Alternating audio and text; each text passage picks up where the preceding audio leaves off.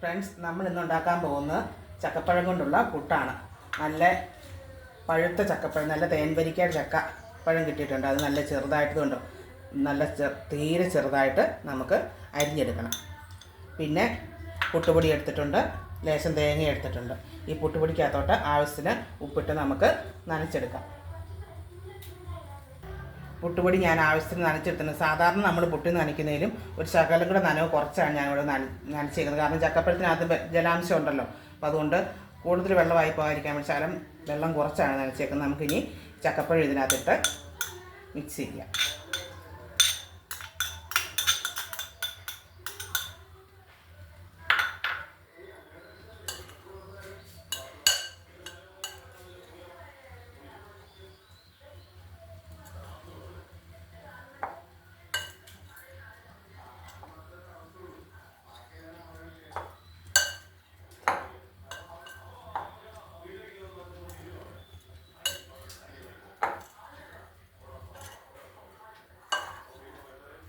നല്ലപോലെ മിക്സ് ചെയ്യുമ്പോൾ നല്ല ഇങ്ങനെ അത് കട്ട കെട്ടാതെ നല്ല പൊടി പൊടിയായിട്ട് തന്നെ കിടക്കുന്ന പരുവത്തിൽ നമുക്ക് കിട്ടണം. അല്ലെങ്കിൽ അത് ആവി കയറാതെ പുട്ട് ഇരുന്ന് കട്ട പിടിച്ച് പോകും.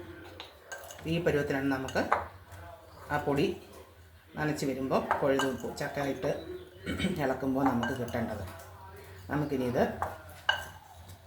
പുട്ടുകുറ്റിയിൽ വാരിയിട്ട് പുട്ടുണ്ടാക്കാം. ഞാൻ ആദ്യമേ തന്നെ ആവി കയറാനായിട്ട് വെള്ളം ചൂടാനായിട്ട് വെച്ചിട്ടുണ്ടായിരുന്നു. പുട്ടുകുറ്റി എടുത്തു. അതിനകത്ത് നമുക്ക് ആദ്യം അല്പം തേങ്ങ ഇട്ടിട്ടുണ്ട് ഞാനിതിനകത്ത്. അതിൽ നമുക്കിത് പുട്ട് കോരിയിടാം.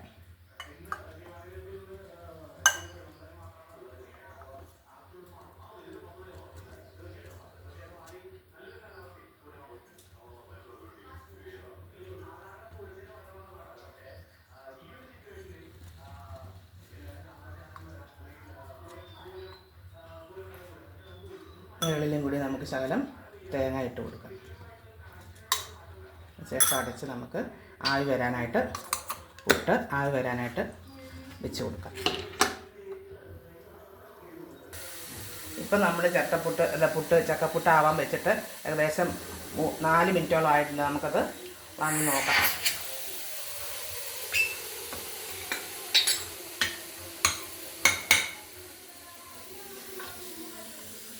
നമ്മുടെ ചക്കപ്പുട്ട് റെഡിയായിട്ടുണ്ട്.